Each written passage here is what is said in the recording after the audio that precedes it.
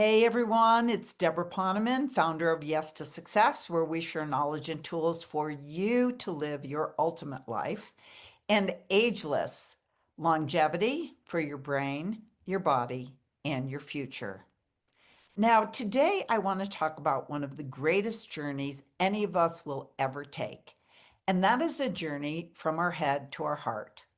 Now, you've probably been hearing for ages that the longest journey in life is the 18 inches from the head to the heart, but I've kind of come to see that it doesn't have to be all that long. Once you begin to remind yourself to move from your head to your heart, it begins to happen in an instant. See, most of us were consciously or subconsciously trained from childhood to live from here up, to analyze, to plan, to control, to protect, to win at all cost. That's all the mind's work. I mean, the mind is brilliant, but it's not built for creating love. It's not built for creating peace. The mind divides, it compares, it judges, it worries about what other people think, and it creates what could possibly go wrong. And it even pretends to protect us by keeping us small. It constantly whispers untruths to you like, you're not enough, you should have known better, you're too loud, you're too shy, you're too aggressive, you're too old, or you're not smart enough, or you're not tall enough, or whatever. These voices aren't truth. They're just echoes of conditioning, old programs running on autopilot. But the heart has no interest in those stories. The heart unites. The heart sees through the illusion of separation. It looks for what's right. It's a voice that says, you belong. You are beyond good enough. It lives in the present moment, not rehashing the past or worrying about the future. And it loves without reason. It trusts even when the outcome is not clear. The journey from the head to the heart can also be difficult because we somehow believe that if we move out of the mind and live from our hearts, we'll lose control. When the truth is that the only way to really have control is by giving it up, by surrendering and trusting. I mean, I ask you, do you really have greater knowledge of how to run your life than that higher power, that power that has the 360-degree, 4,000-foot view? Actually, it has an infinite view, a higher power that always has your back, that will never lead you away from your good, even if it may seem that way. And here's the exciting part. All you have to do is to consciously, physically move your attention, your awareness from your physical head to your physical heart. It's so simple. And from there, ask for guidance. I'm going to give you a couple examples of how this worked in my life. So, one day, it had to be a decade ago, or probably more, I remember discussing something with my son.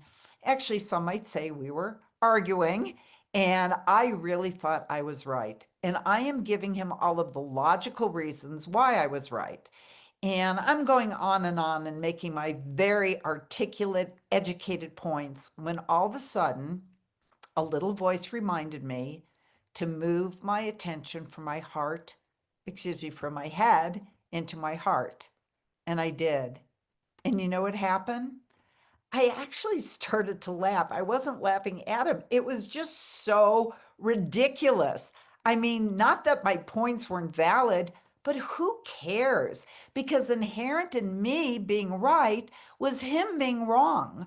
I was making him feel bad about himself. I was making him shrink and feel small and frustrated. It wasn't that he needed to be right. He just didn't need me to make him feel like he was stupid and wrong. And as soon as I moved into my heart and I let go, he left the room and came back a few minutes later and gave me a big hug and told me how much he loved me. I mean, did it really matter who was right and who was wrong? Would it matter a week from now or a day from now? All that mattered was the love. And when you really let go of your position, you're free to create a beautiful solution together, which is what we did. Another time I was about to go into a meeting and I knew by the nature of what was about to be discussed that it was going to be intense. And I had all of my points laid out very logically and all of my papers organized, and I was very prepared and I was very tense. So before I walked into the room, I remembered to take that journey from my head into my heart. And as soon as I did, I felt this incredible sense of peace. And I went into that meeting with that sense of peace. And it flowed more beautifully than I could have ever imagined. I didn't even need any of my prepared notes because what was anticipated to be an intense meeting just turned into a love fest, an appreciation fest about, no, you're better at this. No, you're better at this. And living true spirituality is the unlearning of fear and the acceptance of love. Love is our ultimate reality and our purpose on earth, but we can't live that purpose from the mind. And I want to end with a quote from the Bhagavatantra Sutras, and it goes like this: however your mind wanders, wherever you journey, return to savoring the luminous space of the heart. Again and again, return to where the breaths meet, fuse, and transform into each other. Rest the attention in your blessed core and continually be reborn into the thrill of a new world. Yep, that's the new world, the world of love. So I wish you a week filled with deep connection to your intuition and love overflowing from your beautiful heart. And you can put your comments below. I'd love to hear what you thought of this message. Bye for now.